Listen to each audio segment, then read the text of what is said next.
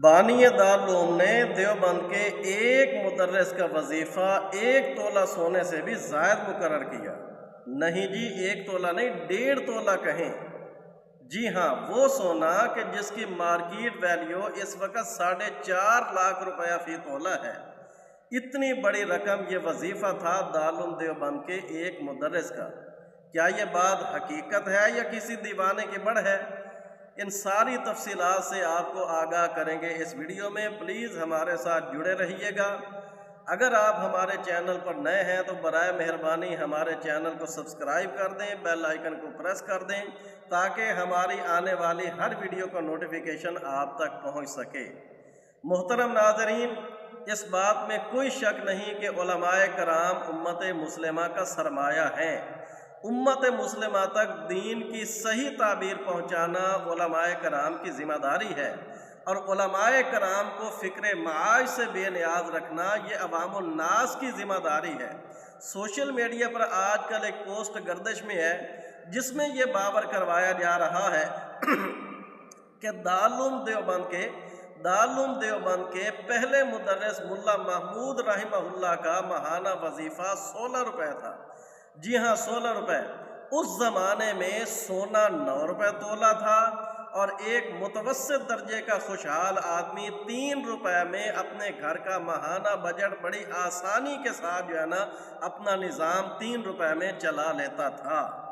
ایسے میں 16 روپیہ وظیفہ مقرر کیا جانا یہ کوئی کم حیرت والی بات نہیں ہے، لیکن نہ جانے کیوں مجھے اس بات میں کچھ مبالغہ آرائی سی محسوس ہو رہی ہے، کیونکہ ہم نے آج تک جو پڑھا اور سنا وہ یہ ہے کہ دارالعلوم دیوبند کا آغاز انتہائی بے سر و سامانی کے عالم میں کیا گیا۔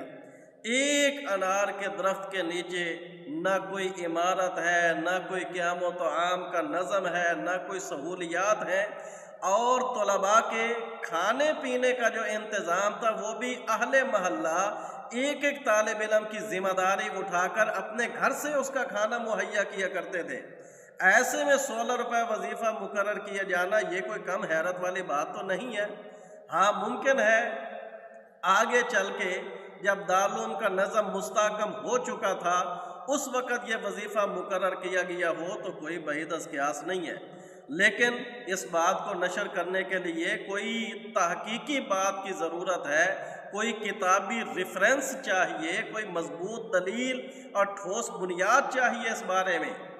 سوشل میڈیا تو کوئی کسوٹی نہیں ہے کہ اس پر وائرل ہونے والی ہر بات حقیقت پر مبنی ہو، اور اگر بالفرض یہ بات حقیقت ہے تو یہ ان محتممین اور مساجد کی انتظامیہ کمیٹیوں کے منہ پر تمانچہ ہے کہ جو انتہائی معمولی مشاہرہ میں علماء و مدرسین کا استحصال کرتے ہیں۔ میں معزز علماء کرام سے آخر میں یہ درخواست کرتا ہوں کہ آپ لوگ صاحب مطالعہ ہیں، کتابی دنیا سے وابستہ رہتے ہیں۔ میری معلومات میں تو نہیں، لیکن اگر آپ کی معلومات میں اس کا کوئی کتابی ریفرنس ہو، کوئی تحریری پروف ہو تو برائے مہربانی کامنٹ سیکشن میں ضرور آگاہ کیجیے گا کہ ہم نے فلاں کتاب میں یہ عبارت پڑھی ہے کہ یہ وظیفہ تھا دارالعلوم دیوبند کے پہلے مدرس کا، تاکہ ہم کسی سے بات کریں تو ٹھوس بنیاد پر بات کریں، مضبوط بنیاد پر بات کریں، سنی سنائی بات پھیلانے والوں میں شامل نہ ہوں۔ جزاکم اللہ۔